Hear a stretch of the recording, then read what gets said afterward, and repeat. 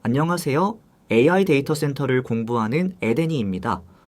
지난번 시간에 우리는 AI 데이터 센터의 전반적인 개요에 대해서 배웠죠?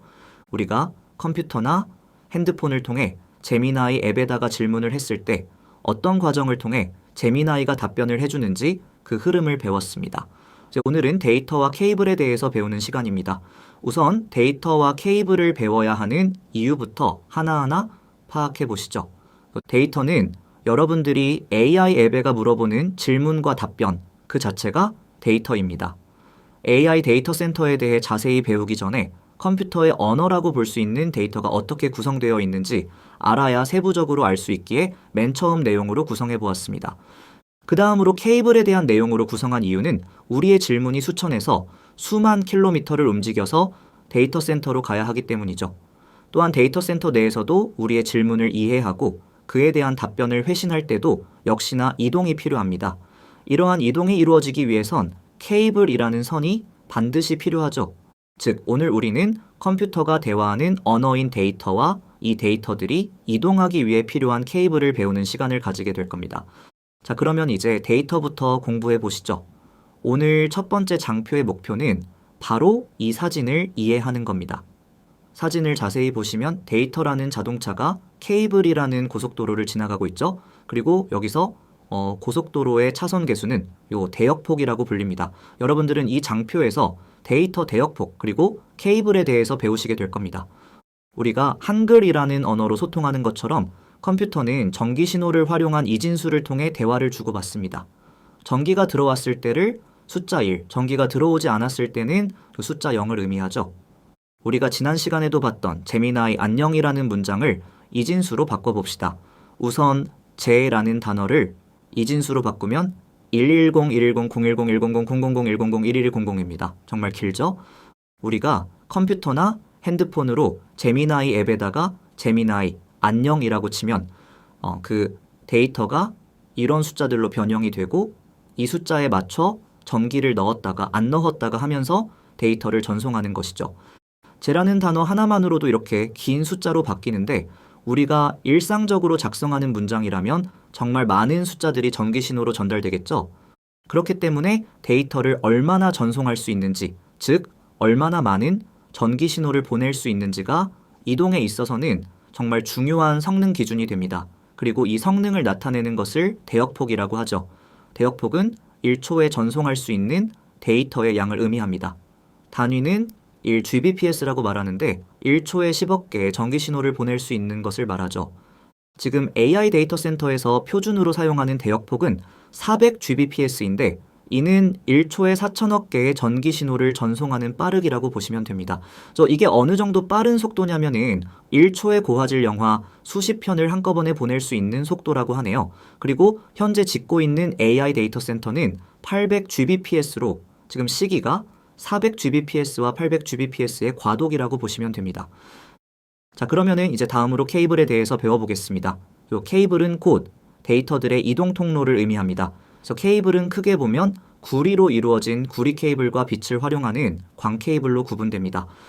아까 데이터는 곧 전기 신호라고 이야기했죠. 구리 케이블의 최대 장점은 구리가 전기가 통하는 물질인 도체이기 때문에 별도의 변환이 필요하지 않다는 것입니다. 즉, 이 컴퓨터가 데이터를 전기 신호로 변환한 다음 그 전기 신호에 맞춰 전기를 흘려보내거나 흘려보내지 않으면 그거에 맞춰서 구리 케이블은 전기 신호를 이송해 준다는 것이죠. 이와 달리 광 케이블은 그 케이블 안이 유리 섬유로 되어 있습니다. 즉, 유리라는 전기가 통하지 않는 물질로 이루어져 있고 그 유리의 양쪽 끝에 달려있는 레이저가 빛을 쏘는 구조로 되어 있죠. 그렇기 때문에 컴퓨터가 전기 신호를 흘려보내더라도 케이블은 그 신호를 그대로 전달해주지 못합니다. 그 전기 신호를 빛 신호로 변환해주는 별도의 과정이 필요한 것이죠. 나중에 배우겠지만 트랜시버라는 부품이 케이블 양쪽 끝에 달려 있어 발신할 때는 전기 신호를 빛 신호로, 수신할 때는 빛 신호를 다시 전기 신호로 변환해주는 작업을 합니다. 아까 전기가 들어올 때는 1, 들어오지 않을 때는 0이라고 한 것처럼 빛이 들어올 때는 1, 들어오지 않을 때는 0을 의미하게 되죠. 아래 표는 구리 케이블과 광 케이블을 비교한 표입니다. 나중에 각각의 특징에 대해서 자세히 배우겠지만 여기서는 구리 케이블은 저렴하고 발열이 적지만 단거리만 이동 가능하다는 특징을 기억해 주시고, 광 케이블은 반대로 비싸고 발열이 많지만 장거리 이동이 가능하다는 특징을 기억해 주세요. 케이블 시장 전체로 보았을 때 물량 기준으로 구리가 한 60에서 65%로 대부분을 차지하지만 광 케이블 대비 워낙 저렴하기에 매출 기준으로는 오히려 구리가 한 3에서 40% 정도만 차지하고 있죠. 반대로 광 케이블은 물량으로는 3에서 40%이지만 워낙 비싸기 때문에 매출 기준으로는 6에서 70%를 차지하죠. 다음 장표로 넘어가서 구리 케이블 DAC에 대해서 이제 자세히 배워보는 시간을 갖도록 하겠습니다. 사실 여러분들은 구리 케이블을 한 번씩 만지고 사용하신 적이 있을 겁니다. 바로 집이나 회사에서 흔히 볼 수 있는 랜선이 바로 구리 케이블의 대표적인 예시죠. 오른쪽에 있는 사진이 바로 AI 데이터 센터에서 흔히 사용하는 구리 케이블인데요. 집에서 쓰는 랜선과 사실상 동일한 역할을 해준다고 생각하시면 됩니다. 앞서 배웠던 것처럼 구리는 곧 도체이기에 별도의 변환 장치가 없더라도 전기 신호인 데이터를 전달할 수 있습니다. 그리고 별도의 변환 장치가 필요 없기에 가격이 매우 저렴하죠. 집이나 회사에서 구리 케이블을 사용하는 이유가 바로 저렴하기 때문입니다. 그리고 보통 전기 신호를 빛 신호로 변환할 때 정말 많은 열이 발생하게 되는데 구리 케이블은 그러한 변환이 필요 없기 때문에 전력 소모나 발열이 광 케이블 대비 상대적으로 적게 발생하죠. 요새 미국에서 전력이 부족하다라는 이야기를 투자자분들이면은 한 번씩 들어보셨을 겁니다. 그럼 이런 문제가 있으니 광 케이블이 아니라 다 구리 케이블 쓰면 안 되는지 생각이 드실 수 있을 텐데요. 구리 케이블에는 치명적인 단점이 있습니다. 바로 단거리 전송만 가능하다는 것입니다. 이 부분을 이해하기 위해선 구리 케이블의 특징을 이해해야 하는데요. 표피 효과라는 것이 있습니다. 대역폭이 늘어날수록, 즉 더 많은 데이터를 전송할수록 전류가 가장자리로만 흐른다는 것입니다. 이 사진을 한번 보시죠. 낮은 대역폭에서는 전류가 케이블 전체를 이용해서 흐릅니다. 즉 고속도로의 차가 1차선에서 4차선까지 골고루 사용해서 이동하는 것이죠. 근데 데이터 전송량이 늘어날수록, 즉 차가 많아질수록 골고루 이동하는 게 아니라 갓길만 이용해서 이동한다는 것이죠. 안 그래도 데이터 양이 많아져서 고속도로의 차선 개수를 늘려도 모자랄 판에 갓길만 이용해서 이동하니 더 느려지겠죠? 8차선 도로를 깔았는데 그걸 안 쓰고 갓길만 사용하니까 얼마나 답답하겠어요. 이러한 구리 케이블의 특징 때문에 단거리 전송만 가능하게 되고 어쩔 수 없이 선의 굵기도 굵어질 수밖에 없는 것입니다. 그나마 굵게 만들어 2차선이라도 이용하게 만들려고요. 구리 케이블은 이러한 치명적인 한계가 있기 때문에 개발자들은 구리 케이블의 한계를 극복한 소위 똑똑한 구리 케이블을 만들기 시작했고 그것이 바로 AEC라고 불리는 케이블입니다. 사진처럼 구리 케이블의 똑똑한 뇌를 다룬 케이블이라고 보시면 됩니다. AEC 케이블은 다음 시간에 좀 더 자세히 배우기로 하고 오늘은 일반적인 구리 케이블의 대표 기업과 제품을 살펴보고 마무리하겠습니다. 구리 케이블이 아까 저렴하다고 했죠? 그 이유는 바로 이 구리 케이블은 표준 규격이 다 정해져 있고 누가 불량 없이 대량으로 생산해서 보급해 줄 수 있는지가 중요한 시장이기 때문입니다.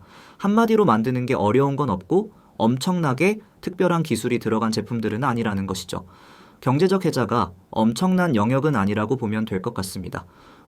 우선 암페놀, 엔비디아의 협력사로 유명하고 이 자체 기술로 신호 손실이 적은, 즉 안정적으로 데이터 전송이 가능한 케이블을 생산하는 기업입니다.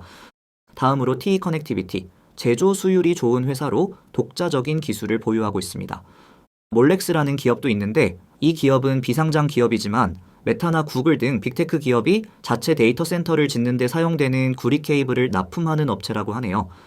마지막으로 럭스쉐어, 중국 기업입니다. 아무래도 표준화된 제품을 얼마나 안정적이고 싸게 만드는 게 중요한 시장이다 보니 중국이 빠질 수 없겠죠? 원래 다른 회사 제품을 만들어주다가 기술을 흡수하고 자체 브랜드를 만들어 보급형 구리 케이블을 만드는 기업이라네요. 제품 사진을 각각 보여드리려 했는데 아무래도 표준화된 시장이다 보니 각 회사별 제품 사진이 크게 다르지 않습니다. 외관은 모두 표준 규격에 따라 동일한 외관을 가지고 있고 다 이렇게 사진처럼 생겼다라고 보시면 됩니다. 오늘은 데이터, 대역폭, 그리고 케이블 중 구리 케이블이 무엇인지에 대해서 배웠습니다.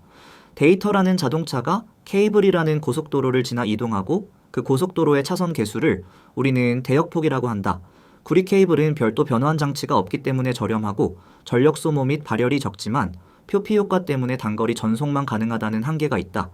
이 한계를 극복하기 위해 AEC라는 똑똑한 구리 케이블이 개발되었다. 일반적인 구리 케이블은 표준화된 규격이 있어 안정적이고 싸게 제조하는 게 중요한 시장이며 암페놀, TE 커넥티비티, 몰렉스, 럭스쉐어라는 기업이 대표적이다. 오늘은 데이터와 구리 케이블에 대해서 살펴보았습니다. 다음번에는 AEC 케이블과 광 케이블에 대해서 배우는 시간을 갖도록 하겠습니다. 그럼 여러분들의 곁에서 AI 데이터 센터를 공부해서 알려드리는 에덴이는 이만 물러가겠습니다. 다음 시간에 만나요. 안녕!